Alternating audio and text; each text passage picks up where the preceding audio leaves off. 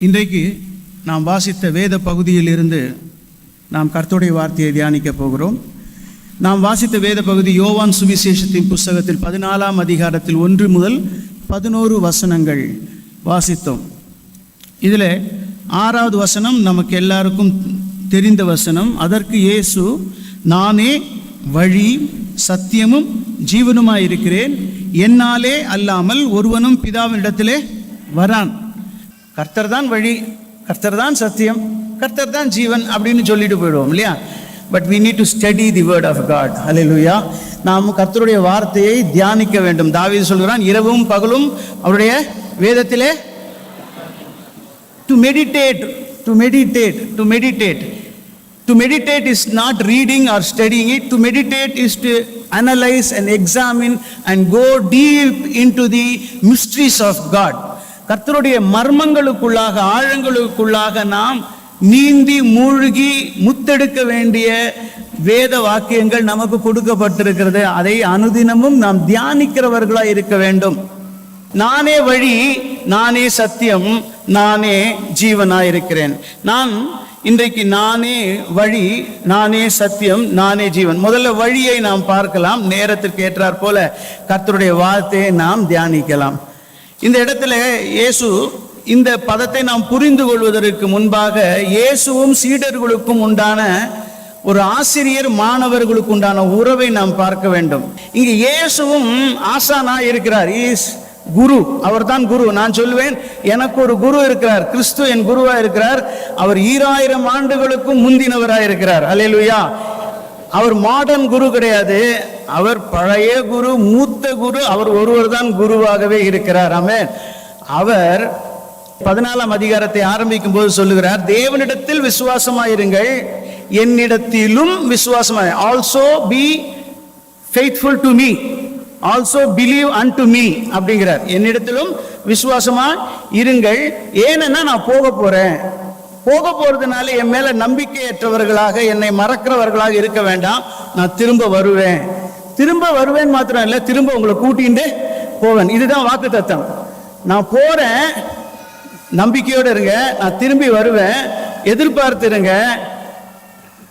எதிர்பார்ப்பது எப்படி இருக்குன்னா, நான் நீண்டும் போகும்போது உங்களையும் கூட்டிட்டு போவேன். ஹல்லேலூயா, ஹல்லேலூயா.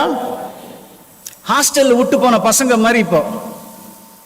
ஆனா என்ன பரிதாபம், திருச்சபைக்கு என்ன வருதுன்னா, ஹாஸ்டல்ல விட்டுட்டு தான் போனாரு, ஆனா பசங்க அப்பாவை மறந்துடுச்சு. ஹாஸ்டல் தான் வீடு மாதிரி ஆயிப்போச்சு. இந்த உலகம் வீடு மாதிரி ஆயிடுச்சு நமக்குலாம். பரலோகம் தான் நம்மளுடைய நித்திய வீடாக இருக்கிறது. ஹல்லேலூயா. அப்போ இயேசு சொல்லுகிறார், நான் ஒரு ஸ்தலத்தை ஆயத்தம் பண்ணி நான் உங்களை அழைத்து கொண்டு போகிறேன் என்று சொல்லி, நான் போகிற இடத்தை நீங்கள் அறிந்திருக்கிறீர்கள், வழியையும் அறிந்திருக்கிறீர்கள். இதே 8ஆம் அதிகாரத்தில் யூதர்களிடத்தில் சொல்லுவார், நான் போகிற இடத்திற்கு நீங்கள் வர முடியாது, நீங்கள் உங்கள் பாவத்திலே சாவீர்கள் என்று சொல்லுவார்.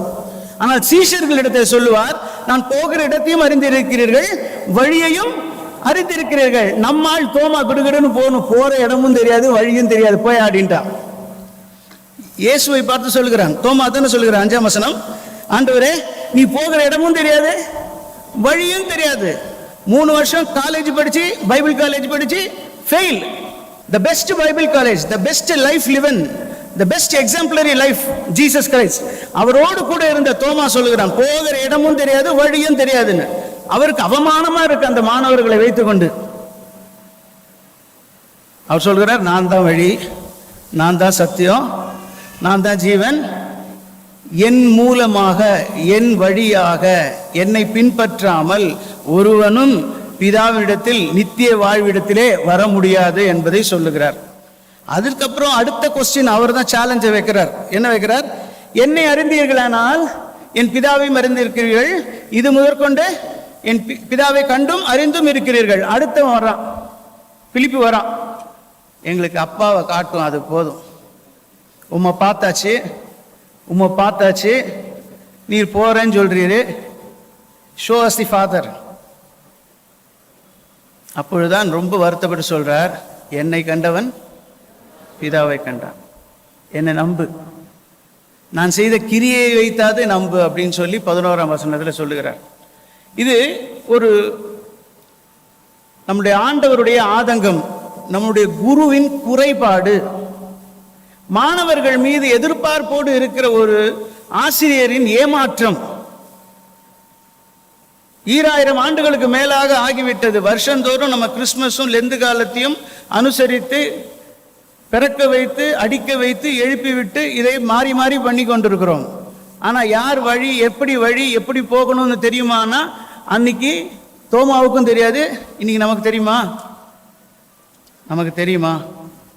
தெரியும், ஆனால் எப்படின்னு தெரியாது. சரி, நானே வழியாக இருக்கிறேன். யோவான் 1ஆம் அதிகாரத்தில் 17-18 வசனங்கள்ல வாசிக்கிறோம். நியாயப்பிரமாணம் மோசேயின் மூலமாக கொடுத்து அனுப்பப்பட்டது. கிருபையும் சத்தியமும் இயேசு கிறிஸ்துவின் மூலமாக உண்டாயிற்று. நல்லா கவனிங்க, நியாயப்பிரமாணத்தை கர்த்தர் கொடுக்க மோசே எழுதி அதை கொண்டு வந்து இஸ்ரவேல் மக்களுக்கு கொடுக்கிறார். அது ஒரு சட்டமாக மாறுகிறது, அது ஒரு மதமாக மாறுகிறது, அது ஒரு வழிபாடாக மாறுகிறது. ஆனால் இயேசு கிறிஸ்துவின் மூலமாக கிருபையும் சத்தியமும் இயேசுவின் வாழ்க்கையினாலே உண்டாகிறது என்று வாசிக்கிறோம்.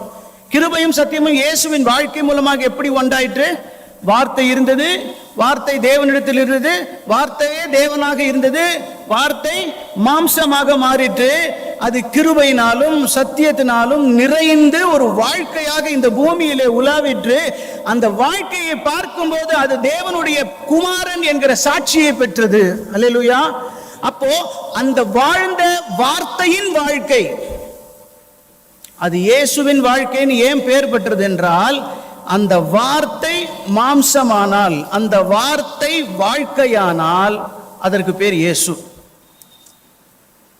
இயேசு என்றால் ரட்சிக்கிறவர் என்று அர்த்தம்.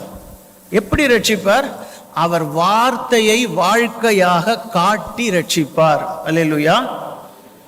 தேவனுடைய எண்ணம், விருப்பம், சித்தம் தேவனாகவே இருக்கிற அந்த வார்த்தைக்குள்ளாக அந்த வார்த்தையை செயல்படுத்துகிறதான வல்லமையும் அந்த வார்த்தையின் வழியையும் வைத்து ஒரு வாழ்க்கையை கர்த்தர் உருவாக்குகிறார். அந்த வாழ்க்கையை தான் நம்ம இயேசு என்று கொண்டாடுகிறோம்.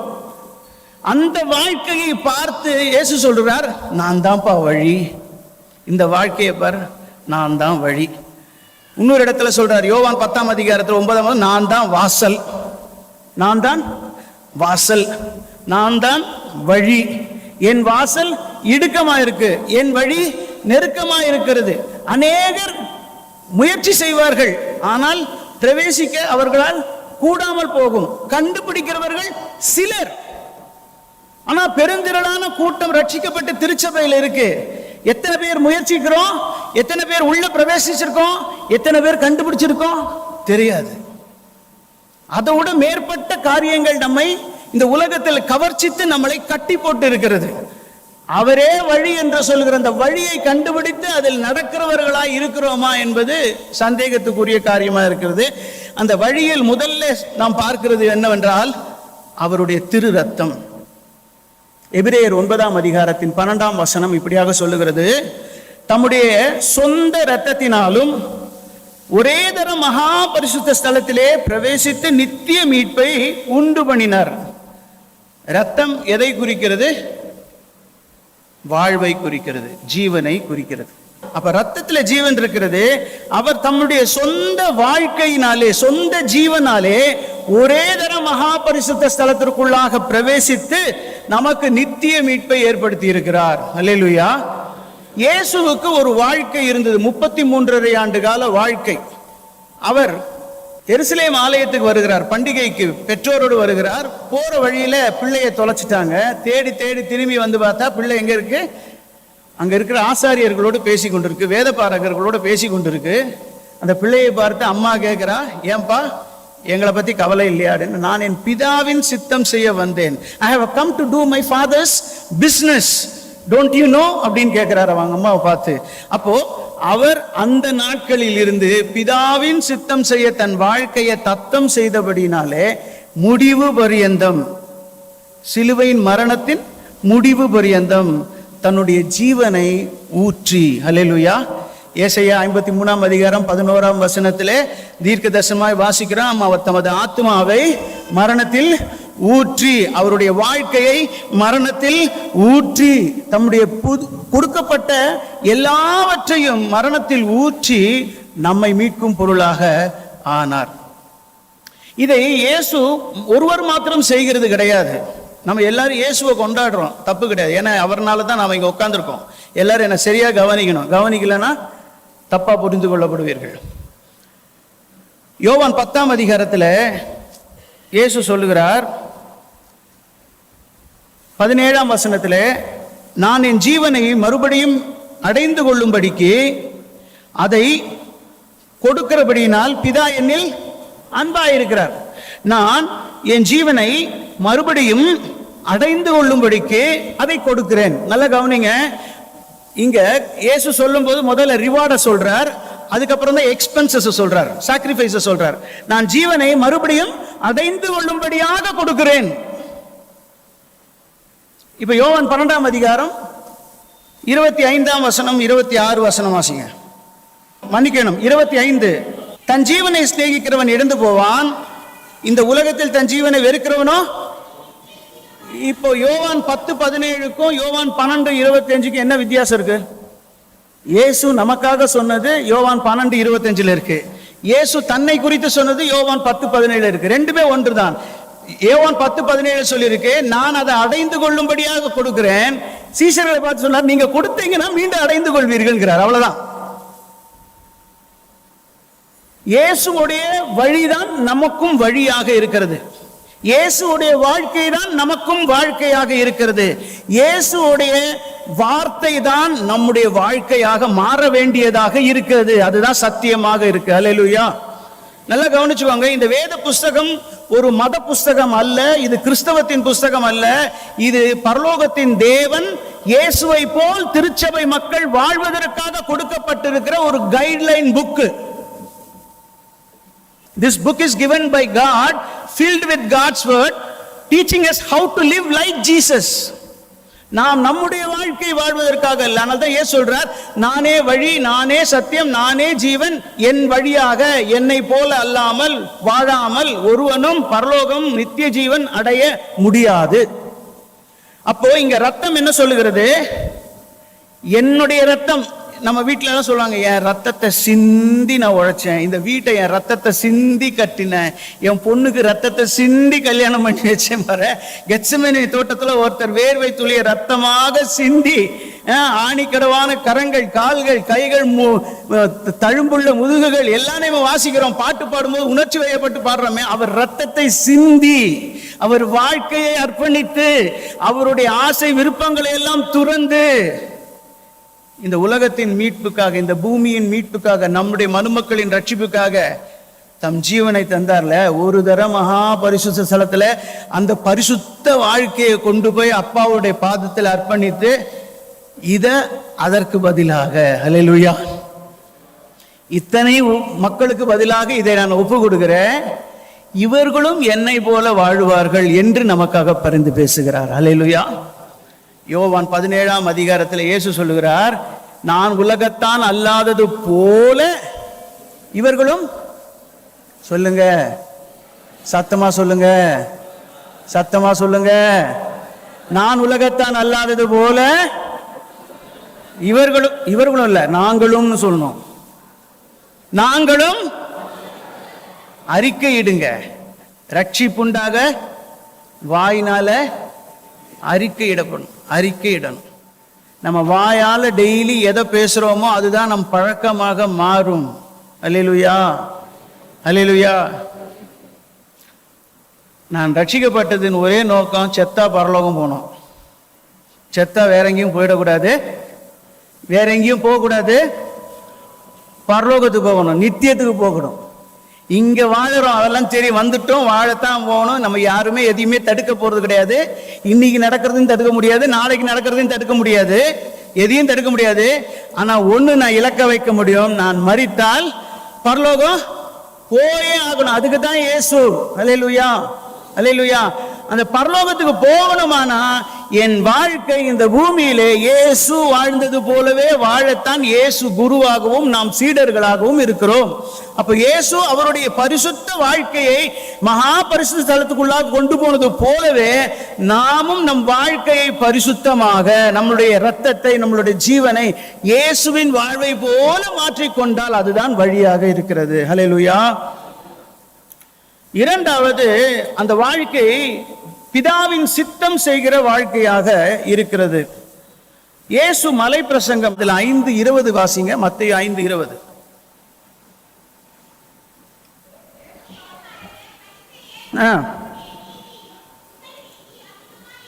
உங்கள் நீதி அதிகமாய் இராவிட்டால், நம்ம வாசிச்சிருக்கோமா இத? ஆனா இந்த மலை பிரசங்கம் 3 அதிகாரமும் புதிய உடன்படிக்கை மக்களுக்கான வாழ்வியல் கோட்பாடுகளை இயேசு கொடுத்திருப்பார்.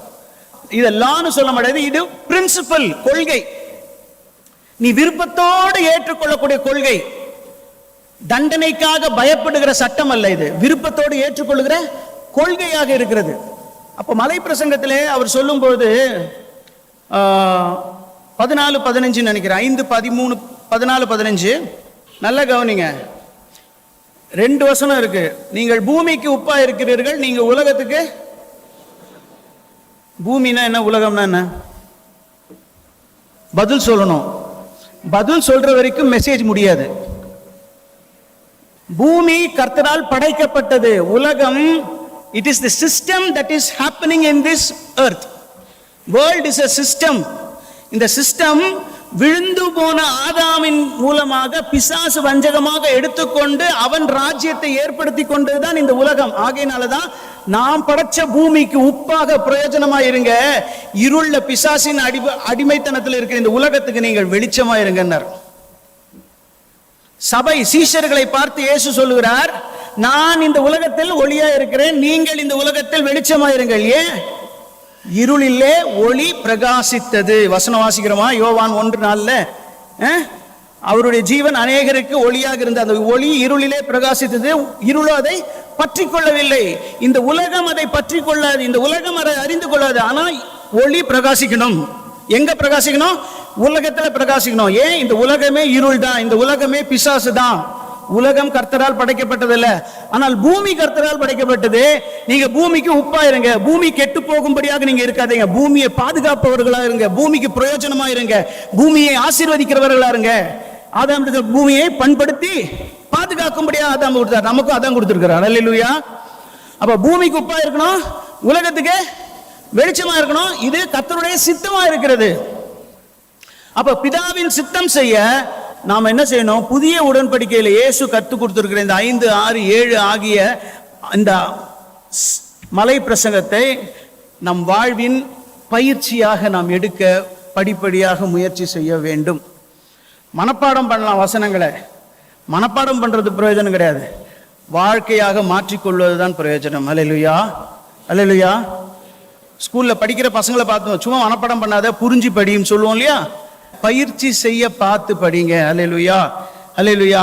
அப்போ கர்த்தருடைய சித்தம் என்ன அப்படின்னா, கர்த்தருடைய நீதி கர்த்தருடைய சித்தமாக இருக்கிறது. சங்கீதம் 15:1-2 வசனங்கள்ல வாசிக்கிறோம். 15:1-2 வசனம். யார் உம்முடைய கூடாரத்தில் தங்குவான்? யார் உம்முடைய பரிசுத்த பர்வதத்தில் உத்தமனாய் நடந்து நீதியை நடப்பித்து மனதார சத்தியத்தை போதும். ஹல்லேலூயா. அப்போ கர்த்தருடைய சமூகத்தில் தங்குவதும் அவருடைய பர்வதத்தில் அவரோடு கூட வாசம் பண்ணுவது. Hallelujah. To dwell with God. நமக்கு புதிய உடன்படிக்கையில கிடைத்திருக்கிற ஸ்லாக்கியமே என்ன தெரியுமா? அப்பாவோட நான் இருக்கணும், அப்பா என்னோட இருக்கணும். ஹல்லேலூயா. அதற்கு நான் உத்தமனாய் நடக்கணும், நீதியை நடப்பித்து காட்ட வேண்டும். நீதி என்னது? கர்த்தருடைய சித்தம் செய்வதே நீதியாக இருக்கு. நமக்கு தெரிஞ்ச வசனம் தான் எல்லாமே. மத்தேயு 6:33 வசனத்துல முதலாவது தேவனுடைய ராஜ்யத்தையும் நீதியும், நான் உங்களுக்கு ஒரு ஆங்கில மொழிபெயர்ப்பை வாசிக்கிறேன். But first and most importantly seek his kingdom and his righteousness. அந்த ரைச்சியஸ்னஸ் கொடுத்துருக்கு என்னன்னா, His way of doing and being right, the attitude and character of God. நீதி என்றால் என்ன அப்படின்னா, கர்த்தர் எப்படி கிரியை செய்வாரோ அப்படி கிரியை செய்வதுதான் நீதி. கர்த்தருக்கு எப்படிப்பட்ட மனப்பாங்கு இருக்குமோ அந்த மனப்பாங்கு வைத்துக் கொள்வதுதான் நீதி. கர்த்தருடைய தன்மை எப்படியோ அந்த தன்மையை நமக்குள்ளாக வைத்துக் கொள்வதுதான் நீதி. அல்லேலூயா. வசனம் சொல்லுகிறது ஆங்கிலத்தில், அப்படி செய்தால் and all these things will be given to you also, இவைகள் எல்லாம் உங்களுக்கு கூட கொடுக்கப்படும். ஆங்கிலத்தில் எப்படி கொடுக்கப்படும், இவைகள் எல்லாம் உங்களுக்கு கூட கொடுக்கப்படும் அப்படின்னு கொடுத்துருக்கு. அப்படின்னா என்ன அர்த்தம்? இதை செய்கிறவர்களுக்கு கொடுக்கிறது போலவே நீங்களும் செய்தீர்கள் என்றால் அது உங்களுக்கும் கொடுக்கப்படும். அல்லேலூயா. பரிசுத்தவான்கள், தேவனுடைய நீதியை நடப்பிக்கிறவர்கள், தேவன் எப்படி கிரியை செய்கிறாரோ அப்படியே அவர்கள் கிரியை செய்தபடினாலே, தேவன் எப்படிப்பட்ட தன்மை உள்ளவராய் இருக்கிறாரோ அப்படியே தங்கள் வாழ்க்கையில தங்களுடைய நேச்சரை வைத்துக் கொண்டவர்களுக்கு கர்த்தர் எல்லாவற்றையும் தந்து ஆசீர்வதித்தது போலவே நீங்களும் செஞ்சீங்கன்னா தருவேங்கிறார். அல்லேலூயா. மத்தேயு 5ஆம் அதிகாரம் 20ஆம் வசனத்துல, பரிசேயர் வேத பாரகருடைய நீதியை பார்க்கிலும் உங்களுடைய நீதி அதிகமாக இருக்க வேண்டும் சொல்லப்பட்டிருக்கு இல்லையா? அப்போ நமக்கு முதல்ல பரிசேயனுடைய நீதி எப்படிப்பட்டது, வேத பாரகனுடைய நீதி எப்படிப்பட்டது, இதை சொன்ன இயேசுவினுடைய நீதி எப்படிப்பட்டது நமக்கு தெரிஞ்சாதான் நாம என்ன பண்ணணும் நமக்கு தெரியும். அப்படித்தானே? அப்போ பரிசேயனுடைய நீதி, வேத பாரகனுடைய நீதியை நம்ம பார்க்கலாம். வேத பாரகனுடைய நீதி எப்படிப்பட்டதா இருக்கிறது? மத்தேயு 8ஆம் அதிகாரம் 19ஆம் வசனத்துல, அப்பொழுது வேத பாரகன் ஒருவன் வந்து, போதகரே, நீர் எங்கே போனாலும் உம்மை பின்பற்றி வருவேன் என்றான். ஏன் ஏன் அப்படி சொன்னா? சட்டுன்னு சொல்லுங்க. ஏன் அப்படி சொன்னா? அவன் ஒரு வேத பாரகன், நீ பைபிள் டீச்சர் இல்லையா? எல்லாவற்றிலும் கற்று தேர்ந்தவன். ஆனால் அவன் இயேசுவை பார்த்து சொல்றான், போதகரே, நீர் எங்கு போனாலும் உம்மை பின்பற்றி வருவேன். ஏன்? இயேசு சொன்னார் அவனுக்கு, நரிகளுக்கு குழிகள் உண்டு, ஆகாயத்து பறவைகளுக்கு கூடுகள் உண்டு, என் கூட வந்தா படுக்க கூட இடம் கிடைக்காதுன்றார். என் கூட வந்தா படுக்க கூட இடம் கிடைக்காது, படுக்க வேண்டாம், தலையை கூட சாய்க்க முடியாதுன்றார். அவன் ஏன் கூட போகணும்னு சொன்னான்? 7ஆம் அதிகாரத்தின் கடைசி வசனம், அவர் வேத பாரகரை போல போதியாமல் அதிகாரம் படைத்தவராய் போதித்ததை பார்த்து ஜனங்கள் ஆச்சரியப்பட்டார்கள், அதை வேத பாரகனும் பார்த்தான். ஜனங்கள் இயேசுவின் உபதேசத்தை கேட்டு, இது வேத பாரகர் உபதேசிக்கிறது போல இல்லையே, இது அதிகார உடையவர் உபதேசிக்கிறது போல இருக்கே அப்படின்ன போது வேத பாரகனுக்கு ஒரு யுக்தி தோன்றுகிறது. இவர் எங்க போனாலும் பின்னாடியே போய் நானும் நோட்ஸ் எடுத்துக்கிட்டேன்னா இவரை போலவே நானும் போதிக்கலாம், அதனால என்னுடைய வருமானத்தை நான் ஏற்றுக்கொள்ள முடியும். அவனுடைய நீதி என்னவா இருக்கிறது? அவன் மனம் திரும்பவோ, அவன் பிதாவின் பாதத்தில் உட்காரவோ, அவன் பிதாவினிடத்தில் கற்றுக்கொள்ளவோ இல்லாமல், தான் பெற்றுக்கொண்டது பத்தாது, இன்னும் பெற்றுக்கொள்ள வேண்டும் என்ற வாய்ப்பு தேடி இயேசுவினிடத்தில் வருகிறான். இயேசு சொல்லுகிறார், வாய்ப்பு இல்லை அப்படின்ட்டார். பரிசேயனை பற்றி சொல்லும் பொழுது லூக்கா 18ஆம் அதிகாரத்தில் பரிசேயனுடைய நீதி நம்ம எல்லாருக்கும் தெரியும். ஒரு ஆயக்காரனும் ஒரு பரிசேயனும் ஆலயத்துக்கு போகிறார்கள்.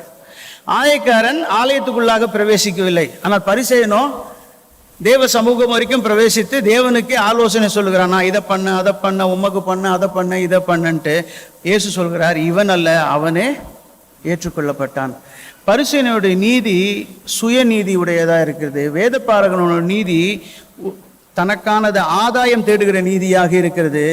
இயேசுடைய நீதி யோவான் 6:38 வாசிக்கிறோம், என் சித்தத்தின் படி அல்ல, என்னை அனுப்பினவருடைய சித்தத்தின் படியே செய்ய நான் வானத்திலிருந்து இறங்கி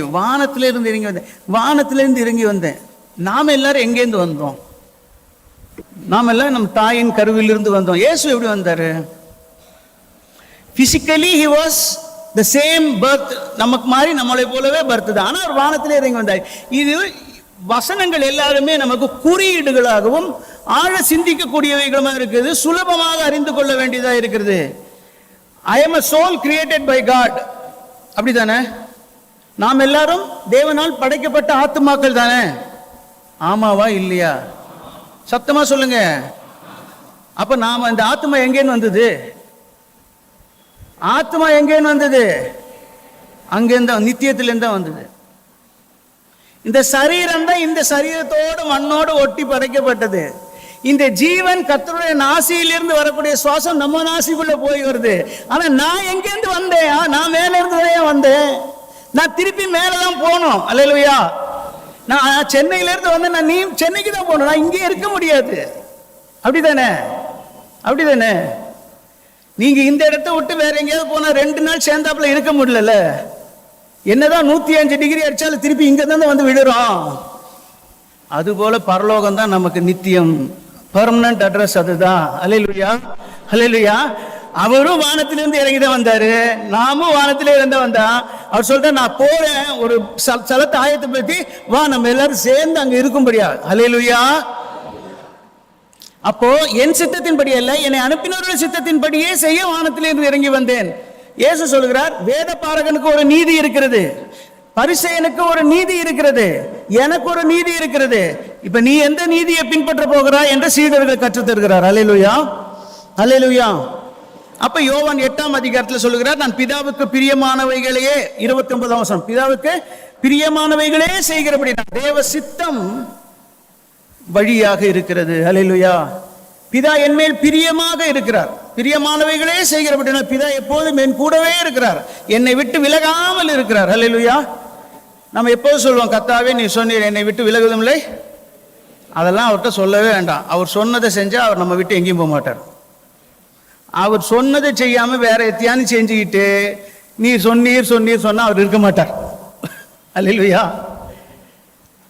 அவர் சொன்னதை கேட்டாதான் அவரும் சொன்ன பேச்சு கேட்பார். அப்படித்தானே? நம்ம பிள்ளைகள்கிட்ட சொல்றோம்ல, நான் சொன்னதை நீ கேளு, அப்பதான் நீ கேட்டதை நான் வாங்கி தருவேன் சொல்றோமா இல்லையா? அப்ப நம்ம அப்பா நம்ம கிட்ட என்ன சொல்லுவாரு? நான் உன்னை விட்டு விலகாம இருக்கணும், உன் கூடவே இருக்கணும்னா நான் சொன்னதை நீ கேட்கணும். நீ மாட்டு உன் இஷ்டத்துக்கு ஆடிக்கிட்டு இருந்தேன்னா நான் உன் கூட ஆட மாட்டேன், நான் கிளம்பி போயிடுவேன்றாரு. அல்லேலூயா. சரி, அடுத்தது வழி என்பது the purpose of God, purpose of the Father.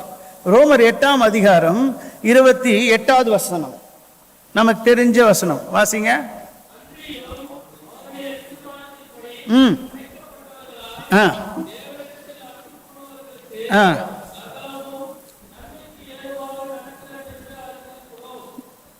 அவருடைய தீர்மானத்தின்படி, அக்கார்டிங் டு ஹிஸ் பர்பஸ், அழைக்கப்பட்டவர்களாய். எபிரேயர் 3:1ஆம் வசனம், பரம அழைப்புக்கு பங்குள்ள சகோதரர்களே அப்படின்னு இருக்கும் இல்லையா? பரம அழைப்புக்காக அழைக்கப்பட்டு பங்கு பெற்றிருக்கிற சகோதரர்களே சகோதரிகளே அப்படின்னு இருக்கும். நம்ம எல்லாருக்கும் பரம அழைப்பு இருக்கா? நிறைய பேருக்கு ஊழிய அழைப்பு இருக்காது, நிறைய பேருக்கு வரங்கள் இருக்காது. ஆனா எல்லாருக்கும் ஒரு அழைப்பு இருக்கு. The heavenly calling is there. Hallelujah. அப்ப பரம அழைப்பு எல்லாருக்கும் இருக்கு. அந்த பரம அழைப்பு உள்ளவர்கள் எல்லாருக்கும் எப்படி அழைக்கப்பட்டிருக்கிறார்கள் என்றால், இங்க வசனம் சொல்றது அவருடைய தீர்மானத்தின்படி அழைக்கப்பட்டிருக்கிறார்கள். இயேசு நானே வழின்னு சொன்னது என்ன வழி? என் வாழ்க்கை தான் வழி, பிதாவின் சித்தம் தான் வழி, பிதாவின் நோக்கம்தான் வழியாக இருக்கிறது. பிதாவின் நோக்கம் என்ன சொல்லுகிறது? நன்மைக்கேதுவான நோக்கமாக இருக்கு. சகலமும் நன்மைக்கேதுவாகவே நடக்கிறது. இதை நம்ம நிறைய தடவை பயன்படுத்திட்டோம், ஆனால் தப்பாவே பயன்படுத்திட்டோம். நம்மளுடைய ஆசை தேவைக்கெல்லாம் நம்ம கர்த்தருடைய பாதத்தில் ஜெபம் பண்ணும்போது சகலமும் நன்மைக்கேதுவாக, அப்பா சொன்னீங்களேப்பா, அப்பா சொன்னீங்களேப்பான்னு அவரை போட்டு உயிரை வாங்கி உலுக்கி எடுத்துருவோம். அவர் சொன்னார், நீ ஒழுங்காவே பைபிள் வாசிக்க மாட்டேங்கிற, நான் எதுக்கோ சொன்னா நீ எதையோ வச்சுட்டு வாசிக்கிறியே அப்படிம்பாரு. அல்லேலூயா, அல்லேலூயா. நாம அப்பா எழுதி கொடுத்த கடிதாசியிலிருந்து நமக்கு விருப்பப்பட்ட ஒரு வார்த்தையை பிடுங்கி எடுத்து வச்சு நம்ம அப்பா கிட்ட பதில் பேச முடியாது. கடிதாசியின் ஆரம்பத்திலிருந்து கடைசி வரைக்கும் வாசிச்சு பார்க்கணும். அப்பதான் அப்பாவுக்கு பதில் எழுத முடியும், அப்பாவோட பேச முடியும், அப்பா சொன்னதை முதல்ல புரிஞ்சிக்கவும் முடியும். அன்றியும் அவருடைய நோக்கத்தின்படி அழைக்கப்பட்டவர்களாய் முதல்ல நாம செய்ய வேண்டியது, அவருடைய நோக்கத்தின் மேலே அழைக்கப்பட்டிருக்கிறேன் என்று அர்ப்பணித்து அவரிடத்தில் அன்பா இருக்க வேண்டும். ரொம்ப கஷ்டம் தெரியுமா? மத்தேயு 21ஆம் அதிகாரத்தில் ஒரு உவமை சொல்லுவார். மத்தேயு 21:28ஆம் வசனம், ஆயினும் உங்களுக்கு எப்படி தோன்றுகிறது, ஒரு மனுஷனுக்கு 2 குமாரர் இருந்தார்கள், மூத்தவனிடத்தில் அவன் வந்து, மகனே, நீ போய் இன்றைக்கு என் திராட்சை தோட்டத்தில் வேலை செய் என்றான். அதற்கு அவன் மாட்டேன் என்றான். ஆகிலும் பின்பு அவன் மனஸ்தாபப்பட்டு போனான். இளையவனிடத்தில் அவன் வந்து அப்படியே சொன்னான். அதற்கு அவன், போகிறேன் ஐயா என்று சொல்லியும் போகவில்லை. இவ்விருவரில் எவன் தகப்பனுடைய சித்தத்தின்படி செய்தான் என்று கேட்டார். அதற்கு அவன், மூத்தவன் தான் என்று சொன்னார்கள். The purpose of the father to send his elder son to work. elder son சொன்னா, ஐயா முடியாது போ அப்படின்ட்டான். ஆனா அப்புறமா மனஸ்தாபப்பட்டு, இந்த ஆளுக்கு வேற வேலையே இல்லையா, எப்போ பார்த்தாலும் என்னையே நோண்டிட்டு இருப்பான், நம்ம சொல்லுவோம்ல. சரி என்ன பண்றது, அப்பாவா போயிட்டாரு, நம்மளை நம்பிட்டாரு, போவோம் அப்படின்னு போயிட்டான். சின்னவன் அது சொல்லிக்கலாம், பரவாயில்ல நம்ம போகலாம், நம்ம போயிட்டு வரேன் அப்படின்னு சொல்லிட்டு அப்படியே வீட்டில் உட்காந்துடுறான். அப்பாவுடைய நோக்கத்தை யார் நிறைவேற்றிருந்தது? மூத்தவன் தான் நிறைவேற்றான். இந்த மூத்தவன்கிட்ட போய் கேட்டு பாருங்க, no no no, I don't wish to go there, எனக்கு அங்கே போகவே பிடிக்கலப்பா, எனக்கு அங்கே போகவே இல்லை. பட் என்ன பண்ணுறது, இந்த லைஃப்பில் இவர் தான் எனக்கு ஃபாதர், ஆனால் நான் இவர் சொல்கிறத கேட்டுதான் ஆனோம், அவர் நோக்கத்தை நான் நிறைவேற்றி தான் ஆனோம். Because I love him. Hallelujah. அப்பாவுடைய நோக்கம் என் நோக்கம் அல்ல, என் நோக்கம் அப்பாவுடைய நோக்கம் அல்ல. ரெண்டும் ஒன்றாயிட்டுதுன்னா நான் இயேசுவை போல மாறி விடுவேன். நல்லா கவனிங்க, இதுதான் வாழ்க்கை. நம்முடைய வாழ்க்கை, நம்மளுடைய நோக்கம் வேற, பிதாவின் நோக்கம் வேறையா இருக்கிறது. என்னுடைய நோக்கமும் பிதாவின் நோக்கமும் ஒன்றாகிவிட்டால் நான் இயேசுவை போல மாறிவிடுவேன். அந்த ரோமர் 8:28-29 அதுதான் குறிப்பிடுகிறது. அன்றியும் அவருடைய தீர்மானத்தின்படி அழைக்கப்பட்டவர்களாய் அவரிடத்தில் அன்பு கூர்ந்து, வசனவாசிங்க, அன்பு கூறுகிறவர்களுக்கு சகலமும் நன்மைக்கு எதுவாக நடக்கிறது. ஏனெனில் அவர் தமது குமாரன் அநேக சகோதரருக்குள்ளே மூத்தவராயிருக்கும்படி, முந்தினவராயிருக்கும்படி, மூத்த சகோதரனாய் இருக்கும்படிக்கு எவர்களை முன்னறிந்தாரோ அவர்களை தம்முடைய குமாரனுடைய சாயலுக்கு ஒப்பாயிருப்பதற்கு முன் குறித்திருக்கிறார். What is his purpose? யாரையெல்லாம் தெரிந்து கொண்டாரோ, யாரையெல்லாம் அழைத்திருக்கிறாரோ அவர்களை தமது குமாரனுடைய சாயல்ல, குமாரனுடைய மெச்சூரிட்டியில, முதிர்ச்சியில தேறினவர்களாய் கொண்டு வந்து இயேசுவின் சாயலாகவே மாற்றி அமைக்க வேண்டும் என்கிற நோக்கத்தினாலே நம்மளை அழைத்திருக்கிறார். அந்த நோக்கத்தை அறிந்து பிதாவிடத்தில் நாம அன்பு கூற வேண்டும். நான் நானாவே இருக்கிறதுக்கு பிதாவிடத்துல அன்பு கூற வேண்டாம், அந்த அன்பு அவருக்கு தேவையும் கிடையாது, அவர் அதை கேட்கவும் இல்லை நம்ம கிட்ட. நான் நானாவே இருக்கிறதுக்கு பிதாவுக்கு காணிக்க தர வேண்டாம், அந்த காணிக்கை அவர் அங்கீகரிக்கவும் மாட்டார். நான் நானாவே இருக்கிற கர்த்தருக்கு செலுத்துகிற ஆராதனை கர்த்தர் அங்கீகரிக்க மாட்டார். நான் கிறிஸ்துவை போல் மாறுகிறேன் என்று அன்பு கூர்ந்தால் நம்முடைய அன்பை அவர் அங்கீகரிப்பார். அல்லேலூயா.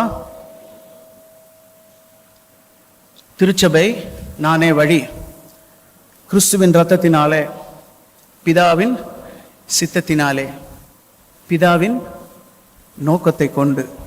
சங்கீதம் 20:4, அவர் உன் மன விருப்பத்தின்படி எல்லாம் செய்து உன்னுடைய என்ன தெரியும்ல வசனம், அதையும் சொல்லி தானே ஜெபம் பண்றோம், அதையும் சொல்லி ஜெபம் பண்ணிருக்கோமா இல்லையா? அவர் உன் மன விருப்பத்தின்படி எல்லாம் செய்து உன்னுடைய நோக்கங்களை எல்லாம், வேற வேலை இல்லையா அவருக்கு? See, it is the promise given to David. It is the promise given to David. டேவிட்னு பேர் வச்சுட்டா ராஜாவாயிட முடியுமா, இல்ல சங்கீதக்காரன் ஆகிட முடியுமா? முடியாது. கர்த்தர் அந்த வாழ்க்கையை அவனுக்குள்ளாக தருவதற்கு அவருக்கு அர்ப்பணிக்க வேண்டும். அல்லேலூயா. இங்கே தாவீதின் மன விருப்பத்தை நிறைவேற்றுவதற்கு ஒரு காரியம் நடக்கிறது. தாவீதின் நோக்கம் கர்த்தருடைய நோக்கமாக இருக்கிறது. ஹல்லேலூயா. He will fulfill all his purpose in David's life. ஏன்னா டேவிடுக்கு இருக்கிற பர்பஸே என்னன்னா, கர்த்தருக்கு என்ன பர்பஸோ அதான் எனக்கு பர்பஸ்ங்கிறான். 99 out of 100 மார்க்ஸ் டேவிட். ஒரே ஒரு குறைதான். கர்த்தர் சொல்றார், அவன் இருதயத்துக்கு ஏற்றவன். என் இருதயம் துடிச்சா அவன் உடனே செயல்பட்டுறான். அல்லேலூயா, அல்லேலூயா. என் இருதயம் துடிச்சா போதும், அவன் உடனே வேலை செய்ய ஆரம்பிக்கிறான். அவனுக்கு என் நோக்கம் புரியுது. ஏன்னா என் நோக்கம் தான் அவன் நோக்கமாக வைத்திருக்கிறான்.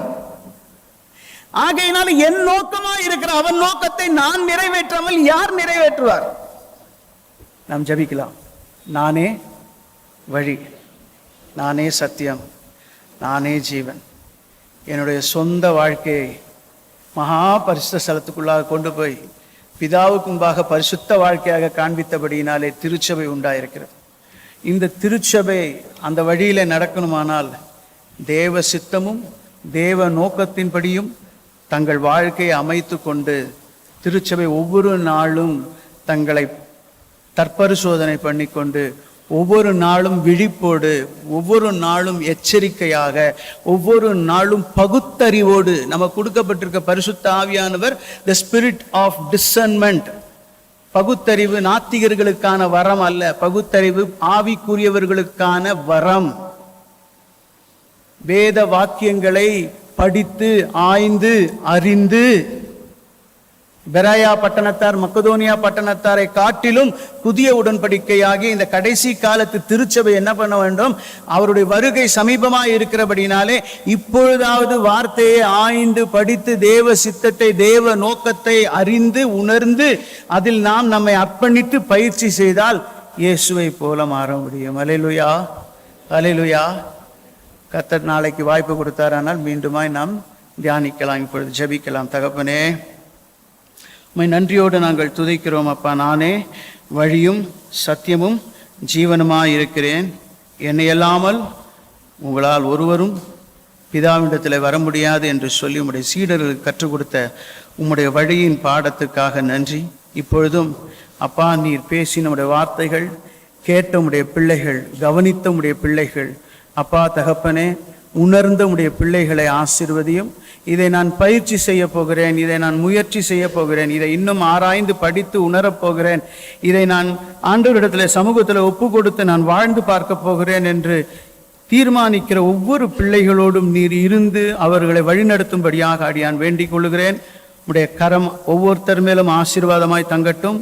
கிருபையினாலே காத்துக்கொள்ளும். உமக்கு மகிமை செலுத்துகிறோம். இயேசுவின் நாமத்தில் பிதாவே, ஆமென், ஆமென். God bless you.